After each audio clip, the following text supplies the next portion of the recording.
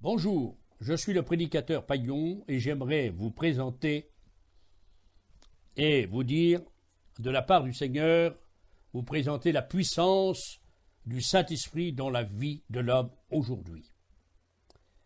Aujourd'hui, dans ce bas monde, nous trouvons certains enseignements qui veulent un christianisme sans Christ, une religion sans le Saint-Esprit.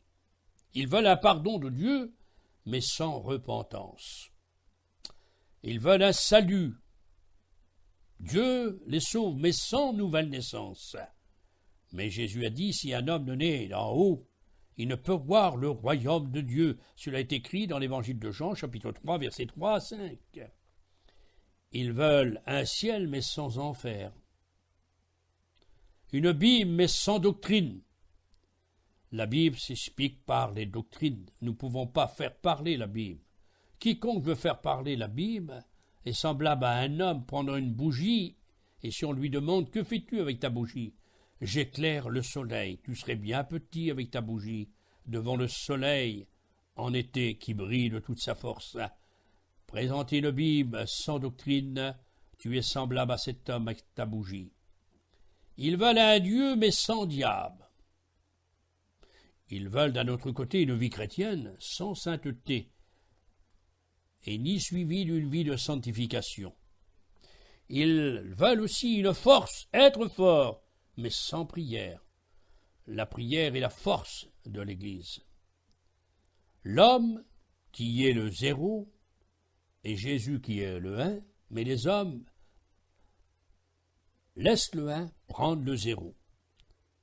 Laissez-moi vous dire, si vous mettez des 0, 0, 0, vous pouvez mettre tous les euros que vous voulez, ça ne fera pas aucun chiffre.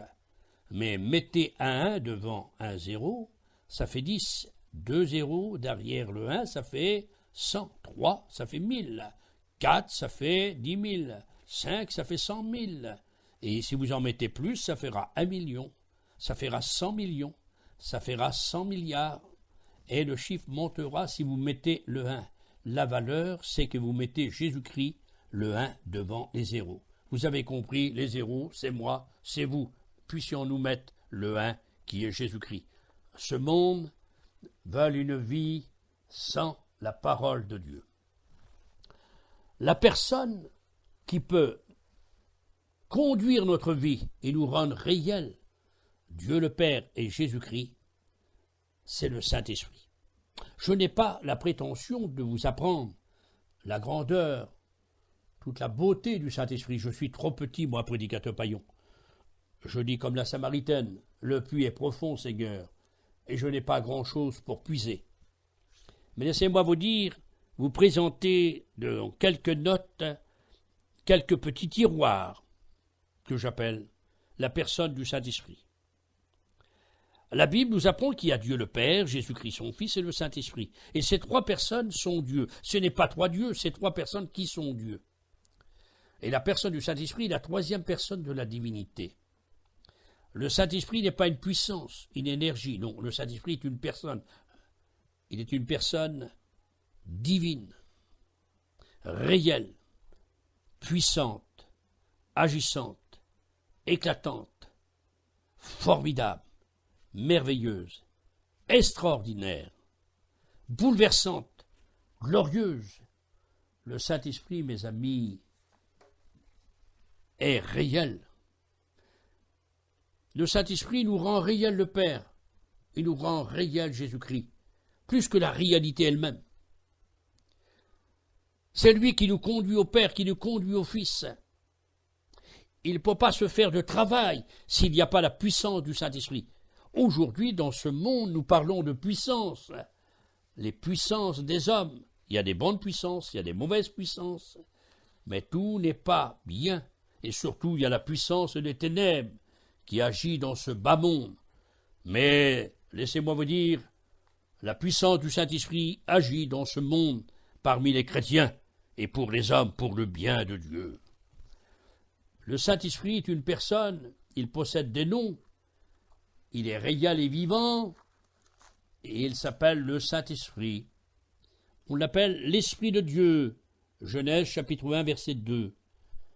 l'Esprit du Dieu vivant, 2 Corinthiens chapitre 3 verset 3, l'Esprit de l'Éternel, Jude, Juge chapitre 6 et verset 34, l'Esprit du Seigneur, Isaïe chapitre 61 verset 1. On l'appelle aussi l'Esprit de Jésus, Actes chapitre 16 verset 7. On l'appelle l'Esprit de vie. L'Esprit de vie, Romains chapitre 8 et verset 2. L'Esprit de grâce, Hébreux chapitre 10 verset 39. L'Esprit de gloire, 1 Pierre 4, 14. On l'appelle aussi le Saint-Esprit, Marc 13, 11. Et aussi dans l'Évangile de Jean, il a appelé 5 fois le mot consolateur. Il y a bien d'autres noms sur la personne du Saint-Esprit. Mais j'aimerais vous dire, mes amis, que le monde aujourd'hui cherche des forces ailleurs. Nous ne pouvons pas trouver de force, nous chrétiens, si nous ne mettons pas au programme de notre vie le Saint-Esprit.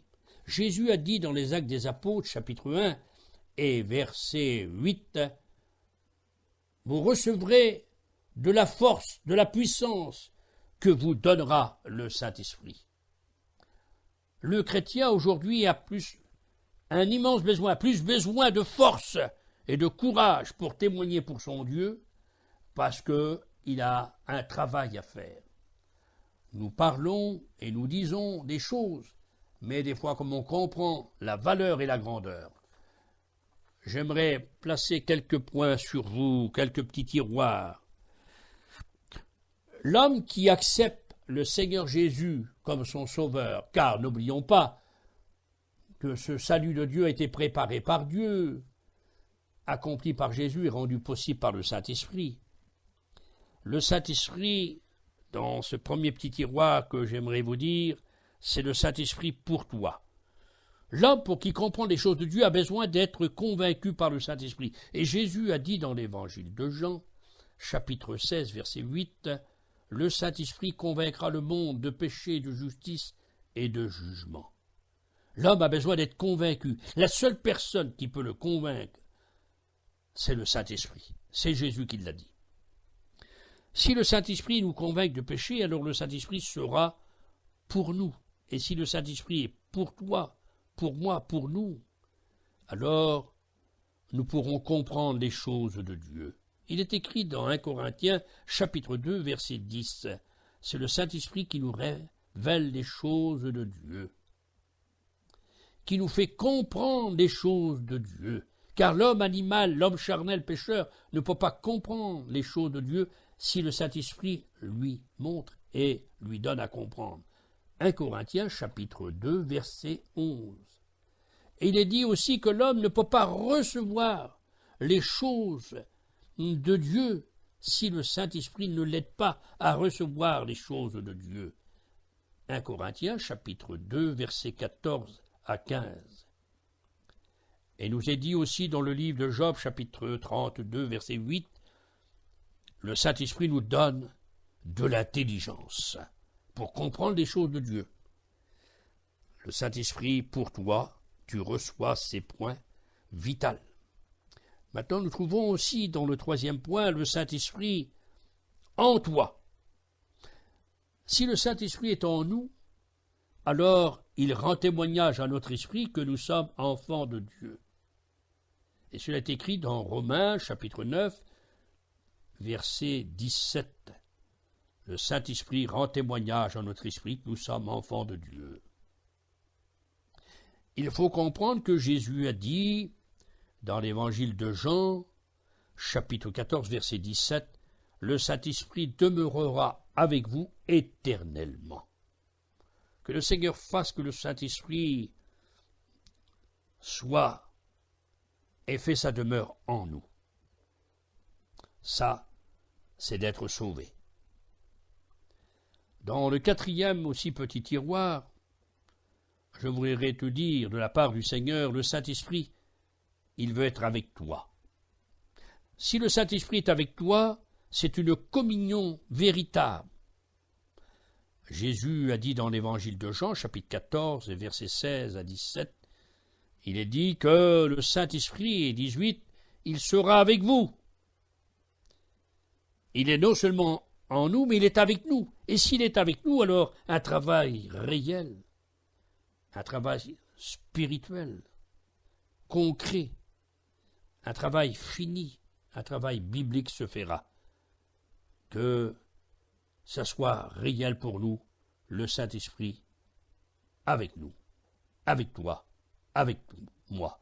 Cela fera de nous des travailleurs pour Dieu, véritables. Je te dirai aussi, de la part du Seigneur, dans le 5e petit tiroir, le Saint-Esprit devant toi. Cela présente une direction. Jésus a dit, dans l'Évangile de Jean, chapitre 16, verset 13, que le Saint-Esprit, le Consolateur, nous conduira dans toute la vérité. L'homme, c'est vrai, il regarde à gauche, à droite. Et souvent, parce qu'il regarde à gauche, à droite, il ne voit pas toujours les choses droites. Dieu a fait les choses droites, mais les hommes cherchent beaucoup de détours, dit la Bible. Veux-tu marcher sur le chemin de Dieu, le chemin droit? Laisse le Saint-Esprit qu'il te mène, qu'il te conduit. N'oublie pas que les brebis ne sont pas devant le berger, les brebis sont derrière le berger, ils suivent le berger. Et si le Saint-Esprit est devant toi, alors il te conduira derrière Jésus. Il te rendra réel le divin berger qui est Jésus-Christ. Laisse le Saint-Esprit mener ta vie, conduire ta vie, puisqu'il nous conduit dans toute la vérité. La vérité, c'est Jésus qui l'a dit dans l'Évangile de Jean, et il le dit 25 fois, en vérité, en vérité. Jésus n'a pas la vérité, il est la vérité. Le Saint-Esprit est la vérité, et il nous conduit dans toute la vérité. Alors si le Saint-Esprit est devant toi, quelque chose de formidable se fera, un travail concret et véritable. Dans le 6e petit tiroir, nous trouvons aussi que le Saint-Esprit, il est autour de toi. Si il est autour de toi comme une protection, on entoure une ville d'un mur, comme la ville de Jérusalem, on entoure sa maison aussi d'un mur, c'est la protection. La nuée des enfants d'Israël, la Tchikina, les menait, les conduisait, elle était derrière, devant, mais elle était autour d'eux.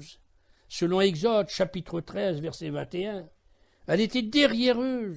Exode, chapitre 13, verset 19 à 20.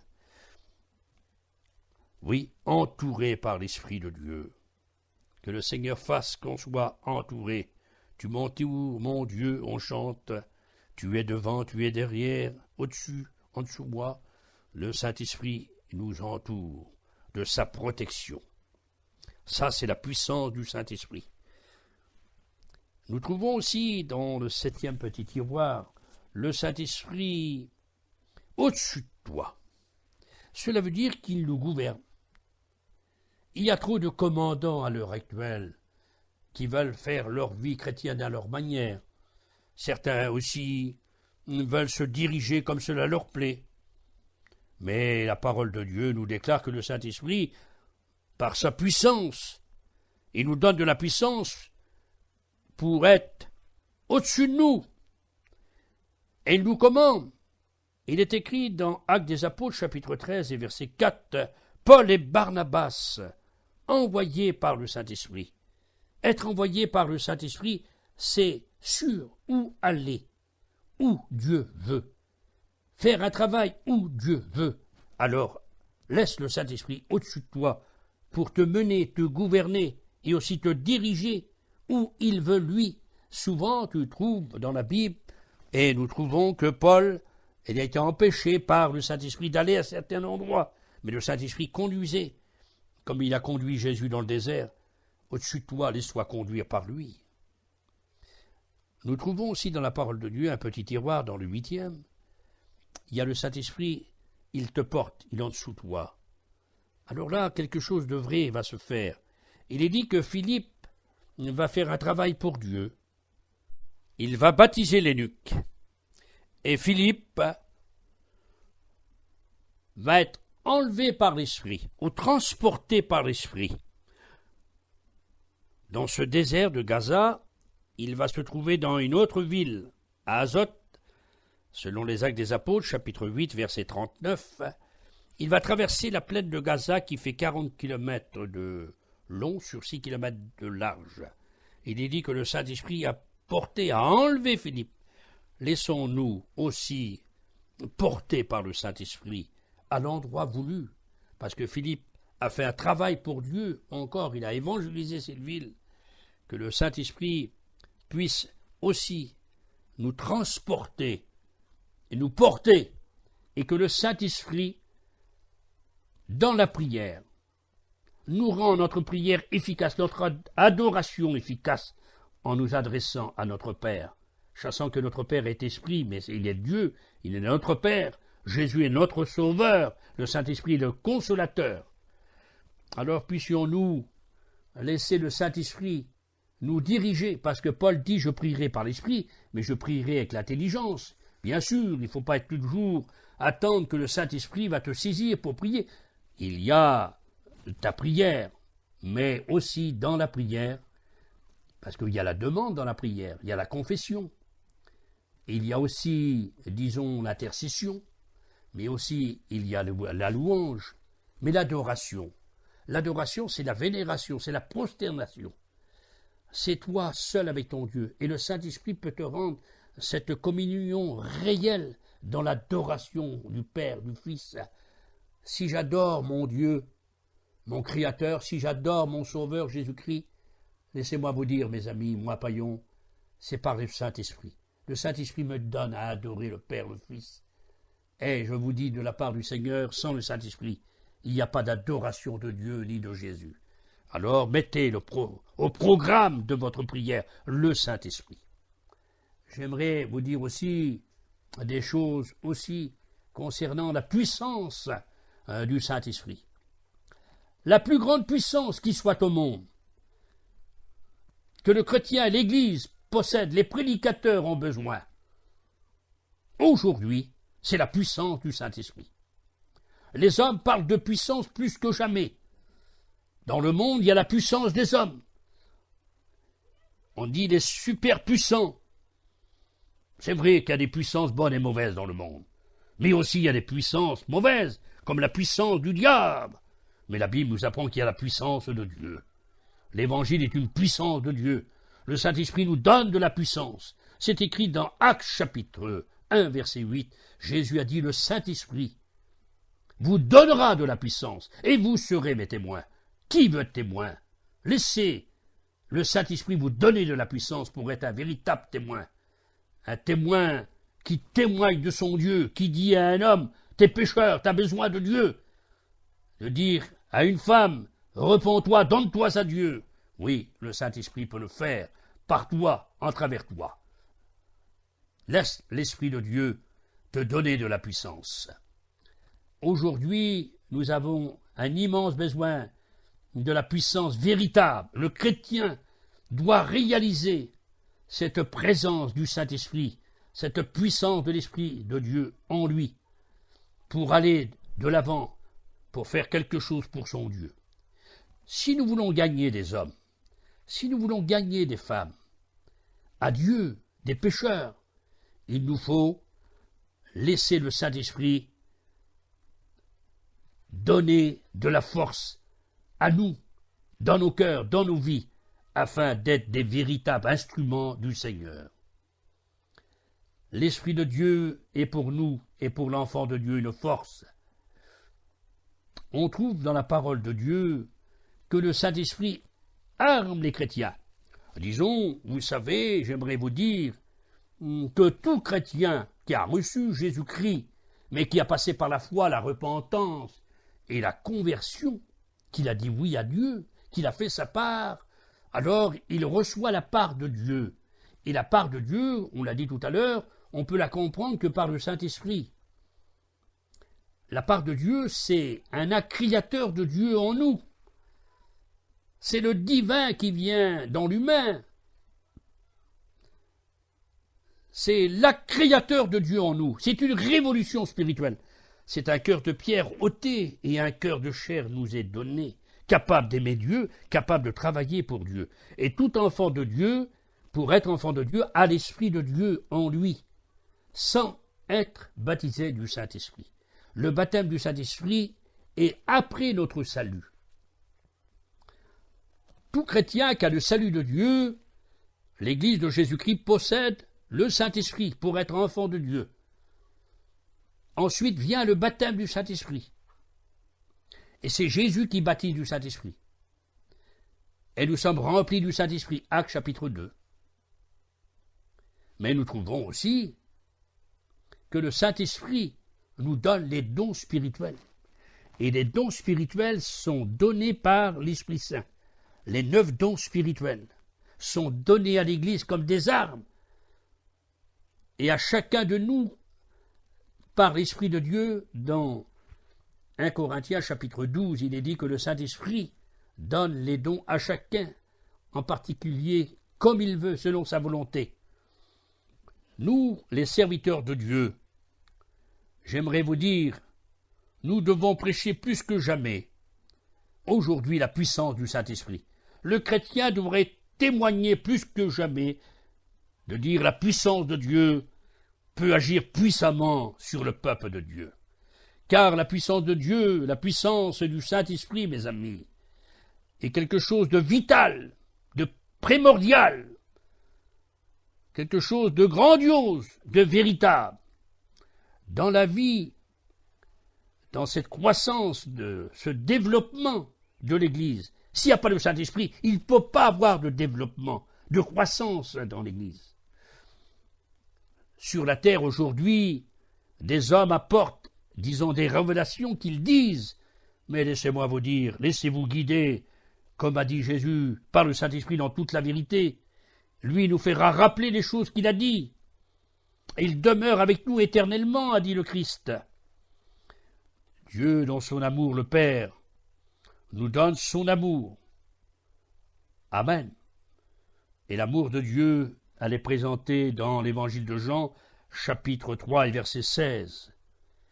Jésus-Christ est le centre de l'amour. L'amour de Christ qui a donné sa vie. C'est lui qui a accompli le salut. Car le salut, Dieu l'a préparé. Jésus, le Sauveur, l'a accompli. Le Saint-Esprit le rend possible. La Bible, Dieu est dans les l'auteur. Jésus est le centre. Le Saint-Esprit la rend vivante. Ne touchez pas une des 3 personnes divines, mes amis. Prenez les 3 personnes. Les 3 personnes divines ne sont pas, disons, 3 dieux. Non, c'est 3 personnes qui sont Dieu, qui ont la même nature. Mais le Père est une personne. Le Fils en est une autre et le Saint-Esprit en est encore une autre. Et ces 3 personnes sont divins au Dieu, au sens absolu. Et c'est pour ça que nous voulons vous dire, suivez Dieu, marchez au nom de Dieu, marchez avec Jésus et marchez par le Saint-Esprit. Si il n'y a pas de Saint-Esprit, alors il n'y aura pas d'Église. S'il n'y a pas le Saint-Esprit, il n'y aura pas de vie. S'il n'y a pas de Saint-Esprit, il n'y aura pas d'énergie, il n'y aura pas de puissance, de développement. Non.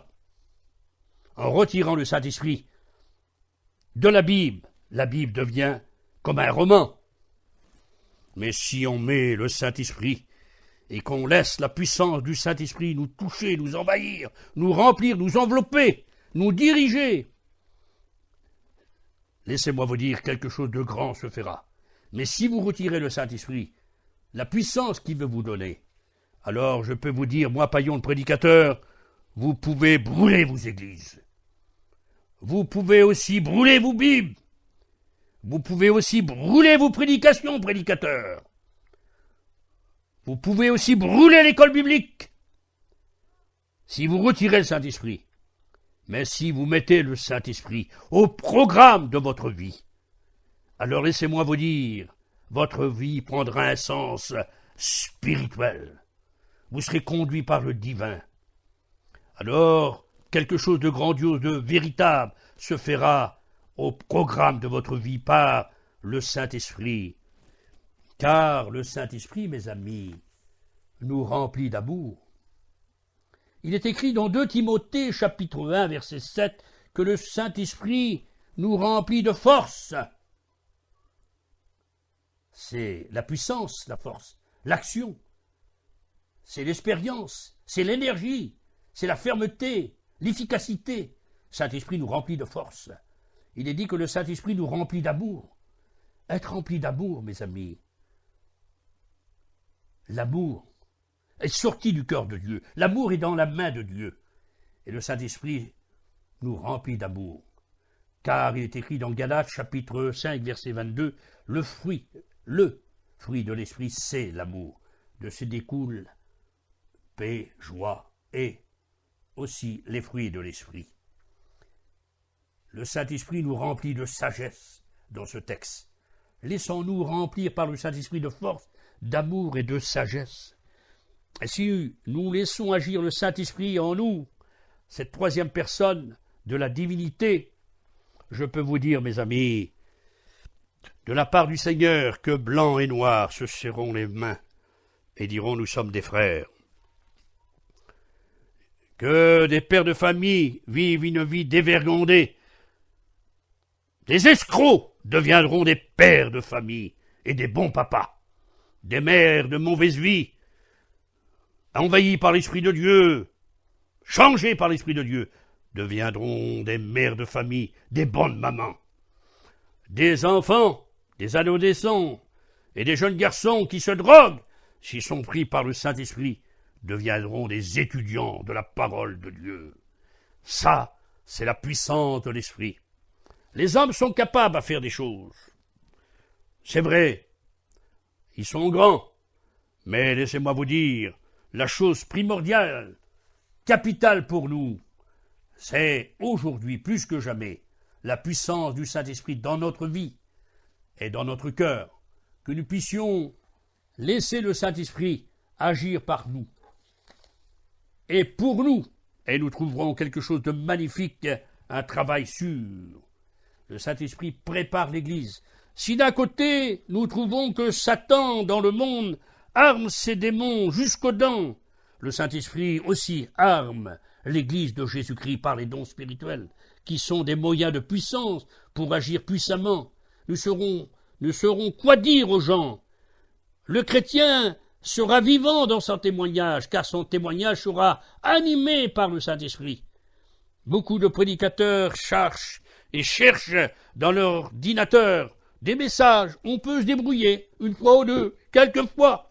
Mais laissez-moi vous dire, amis prédicateurs aussi, si tu laisses le Saint-Esprit, alors lui te donnera des messages brûlants, vivants, qui touchent les cœurs, qui changent les vies, qui apportent satisfaction, bonheur, paix, et qui apportent Jésus-Christ, seul espoir des hommes, le Sauveur qui a donné sa vie. Et le Saint-Esprit peut nous rendre réel Jésus-Christ.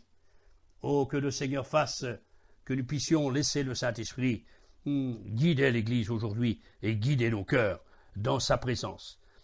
Ces quelques notes que je vous ai apportées de la part du Seigneur. Je vous dis, le Saint-Esprit, avec Dieu le Père et Jésus son Fils, dans leur personnalité, c'est une pluralité de personnes. Il est la troisième personne de la divinité. Les trois personnes aussi dans leur éternité, ils sont tous les trois, le Père, Jésus son Fils, le Saint-Esprit, omnipotents, c'est-à-dire qu'ils pouvons tout. Il n'y a rien qui est impossible à eux, à la fois. Ils sont omniprésents, ils sont partout, à la fois. Omniscients, ils connaissent tout, à la fois. Ils sont créateurs et non créatures. Il n'y a rien qui existe que le Père et le Fils et l'Esprit Saint n'ont pas créé, qui n'ont pas créé. Alors, je t'invite, ami chrétien, laisse le Saint-Esprit te guider, mets-le commission de ta vie, et tu verras le programme de ta vie, progression, joie, lumière, bonheur, spiritualité. Tu seras une lumière pour ceux qui t'entourent. Tu seras une bénédiction dans ton foyer, dans ta famille, dans ta race, parmi ton peuple, dans ta génération. Et toi, pécheur qui m'écoute, jeune fille, jeune garçon, toi qui es plus âgé, laisse le Saint-Esprit te convaincre. Laisse le Saint-Esprit te faire comprendre les choses de Dieu. Laisse le Saint-Esprit te donner que tu puisses recevoir disons, les choses de Dieu. Laisse-le t'aider, laisse-le venir en toi, laisse-le t'entourer, laisse-le venir avec toi, laisse-le marcher devant toi pour te guider, autour de toi pour te protéger, au-dessus de toi pour te commander, et au-dessus de toi pour t'aider et te porter. Saint-Esprit, Jésus a dit dans l'évangile de Jean, chapitre 14, il est dit que le Saint-Esprit demeurera éternellement avec nous. Que Dieu fasse, mes frères et sœurs et mes amis qui m'écoutaient, aujourd'hui, dans ce monde, on vit des temps mauvais, dangereux, où le péché surgit de toutes parts, où des millions d'hommes, des centaines de millions d'hommes et de femmes vivent à l'école de la haine, l'école de la faiblesse, à l'école de Satan. Mais il y a des millions, des centaines de millions d'hommes et de femmes, de chrétiens et chrétiennes, de serviteurs de Dieu, de jeunes et de vieux, qui sont à l'école du Saint-Esprit, à l'école de Dieu, et qui vivent par la puissance du Saint-Esprit, dans l'adoration, pour marcher avec Dieu, pour travailler avec Dieu, chassant que le Seigneur est réel dans notre vie. Que le Saint-Esprit nous aide plus que jamais. Aujourd'hui, il veut bien le faire, puisqu'il est éternellement le même. Avec Dieu le Père et Jésus, le Fils du Père. Soyons aussi des authentiques chrétiens. Si nous voulons être des authentiques croyants et chrétiens, vivons la puissance du Saint-Esprit jusqu'au retour de Jésus-Christ. Et nous partirons, et là, laissez-moi vous dire que les morts en Christ même vont ressusciter par le Saint-Esprit dans Romains chapitre 8. Et nous, les vivants changés, nous irons à la rencontre du Seigneur. Mais en attendant le Seigneur qui revient bientôt, puissions-nous faire un bon travail pour le Seigneur, et par lui, et pour lui. Mais cela peut se faire si on met à la commission de notre vie le Saint-Esprit. Que Dieu vous bénisse par ces quelques mots de la personne du Saint-Esprit qui donne de la puissance à la vie de l'homme. Il est écrit, ton Dieu ordonne que tu sois puissant. Tu veux être puissant? Laisse le Saint-Esprit te donner de la puissance. Actes chapitre 1, verset 8, c'est Jésus qui l'a dit. Amen.